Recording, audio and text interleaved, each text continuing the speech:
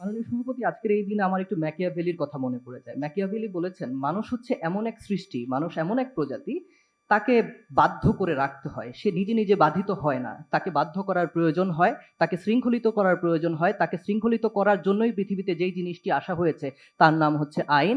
এবং আজকে আমরা বিশ্বাস করি যে আমার প্রতিপক্ষ বন্ধুরা যেই কথাটি বলছেন যে নাগরিক আন্দোলনই আসলে সবচেয়ে কার্যকর শক্তি, সেটি আমরা বিশ্বাস করি না। আমরা বরং কি বিশ্বাস করি? আমরা বিশ্বাস করি প্লাস্টিক দূষণ নিয়ন্ত্রণে সুশাসনের লক্ষ্যে নীতিমালা প্রণয়ন এবং আইনের সুষ্ঠু প্রয়োগই সবচেয়ে বেশি কার্যকর। কেন এটি বলছি? কারণ প্রথমেই বলেছি, ম্যাকিয়াভেলি বলেছেন, তারা বলছেন যে আজকে আমাদেরকে সচেতন হতে হবে। সচেতনতা এমনি এমনি তৈরি হয় না। সচেতনতার জন্য আপনাকে বাধিত করতে হয়। আপনাকে আইনের মাধ্যমে একটি শৃঙ্খলিত জীবনের মধ্যে নিয়ে আসতে হয়। সেই কারণেই আমার সচেতনতা সৃষ্টির জন্য আগে আইনের সুষ্ঠু প্রয়োগটি প্রয়োজন, এবং এই আইনের সুষ্ঠু প্রয়োগের জন্য আমার সুশাসনের লক্ষ্যে যে নীতিমালাগুলোর প্রয়োজন, সেগুলো তৈরি করতে হবে। সরাসরি চলে যাচ্ছি। আজকে তো তারা নাগরিক আন্দোলন নিয়ে অনেক কথা বলছেন। পরিবেশ রক্ষার জন্য এখন পর্যন্ত সবচেয়ে বড় যে নাগরিক আন্দোলনটি তৈরি হয়েছে, সেটি হচ্ছে গ্রিন পিস মুভমেন্ট।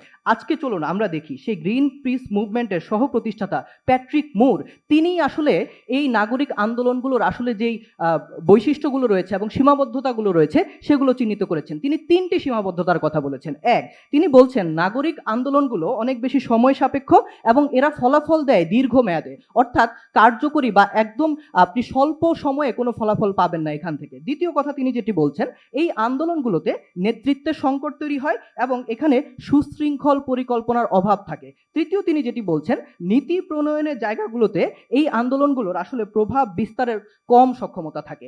এবার আসি আমরা একটু বাস্তবতার দিকে যদি তাকাই।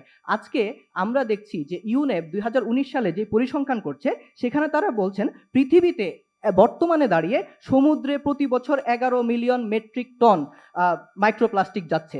সেই জায়গায় দাঁড়িয়ে আপনার কি প্রয়োজন? আপনার প্রয়োজন এমন একটি ব্যবস্থা যেন এই যে আমাদের যে প্লাস্টিকগুলো উৎপন্ন হচ্ছে, সেটির উৎপাদন হার খুব স্বল্প সময়ের মধ্যে কমানো যায়। রিসাইকেল, রিইউজ, রিডিউস মডেলে যেন এই প্লাস্টিকগুলোকে নিয়ে আসা যায় এবং এই যে প্লাস্টিকগুলো, সেগুলো যেন পরিবেশে না যায়। আপনি যতদিনে নাগরিক আন্দোলনের মাধ্যমে মানুষকে সচেতন করে এই জিনিসগুলো নিশ্চিত করবেন, ততদিনে পৃথিবীর অবস্থা যেই জায়গায় পৌঁছাবে, সেখান থেকে আপনি পৃথিবীকে ফিরিয়ে কিভাবে নিয়ে আসবেন, তার কোনো ব্যাখ্যা আজকে তাদের কাছে নেই। তাহলে আমাদেরকে কি করতে হবে? আমাদেরকে এই মুহূর্তেই যেই আইনগুলো বর্তমানে রয়েছে, সেগুলো সুষ্ঠু প্রয়োগ করতে হবে। সুষ্ঠু প্রয়োগের মাধ্যমে মানুষকে শৃঙ্খলিত করতে হবে, বাধ্য করতে হবে যেন তারা প্লাস্টিক উৎপাদন না করে। যদি প্লাস্টিক উৎপাদন করে থাকে, আমাদেরকে এক্সটেন্ডেড কর্পোরেট রেসপন্সিবিলিটির এই মডেলের মাধ্যমে যেই প্লাস্টিকগুলো উৎপাদিত হচ্ছে, সেগুলোই যেন আবার রিসাইকেল হয়, রিইউজ হয়, সেই জিনিসগুলো আমাদেরকে নিশ্চিত করতে হবে। এটি ছাড়া কোনোভাবেই আপনি আজকে পৃথিবীকে রক্ষা করতে পারবেন না। অর্থাৎ তারা যে বলছেন যে নাগরিক আন্দোলন তারা চালিয়ে যাবেন, সেটি অনেক বেশি সময় সাপেক্ষ এবং সেটির কার্যকারিতার হার খুবই কম। আপনাকে আমি উদাহরণ দিয়ে দেখিয়ে দেই। ২০০৮ সালের আগ পর্যন্ত রুয়ান্ডাতে প্লাস্টিকের বিরুদ্ধে অনেক নাগরিক আন্দোলন করা হয়েছে, অনেক সচেতনতামূলক কার্যক্রম করা হয়েছে, কিন্তু মানুষ মানেনি। কারণ মানুষ স্বভাবতই মানতে চায় না। কিন্তু ২০০৮-এর পরে যখন এই জিনিসটিকে নিষিদ্ধ করা হলো এবং আইনের সুষ্ঠু প্রয়োগ করা হলো, আমরা দেখছি ২০১৯ সালের ইউনেপ যেই পরিসংখ্যান, তারা বলছে ৮০% অর্থাৎ ৮০% প্লাস্টিকের ব্যবহার রুয়ান্ডাতে কমেছে। আরো সবচেয়ে বড় সুন্দর উদাহরণটি আমি আপনাকে দিই। বালিতে আগে একটি নাগরিক আন্দোলন ছিল।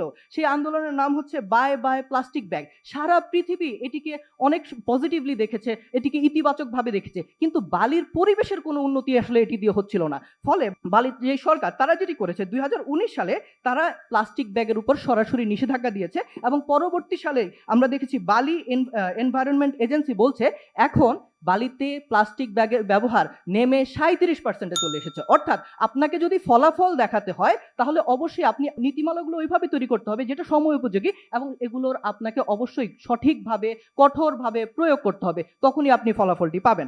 আজকে আমরা ৩টি তত্ত্বের মাধ্যমে দেখাবো যে কেন তাদের কথাগুলো আজকে এই জায়গাটিতে আসলে জায়গাটি পায় না। প্রথমত হচ্ছে স্ট্র্যাটেজিক ডেফিসিয়েন্সি তত্ত্ব বা নেতৃত্ব ও কৌশলগত ব্যর্থতা, যেটি আমি বলেছি যে এই নাগরিক আন্দোলনগুলো, তারা আসলে তাদের চাওয়াগুলো পরিবর্তিত হয়। তারা আসলে সবসময় কি চায়, এই ব্যাপারগুলোতেও তারা সঠিকভাবে নিজেদের ব্যাপারগুলো নিরূপণ করতে পারে না।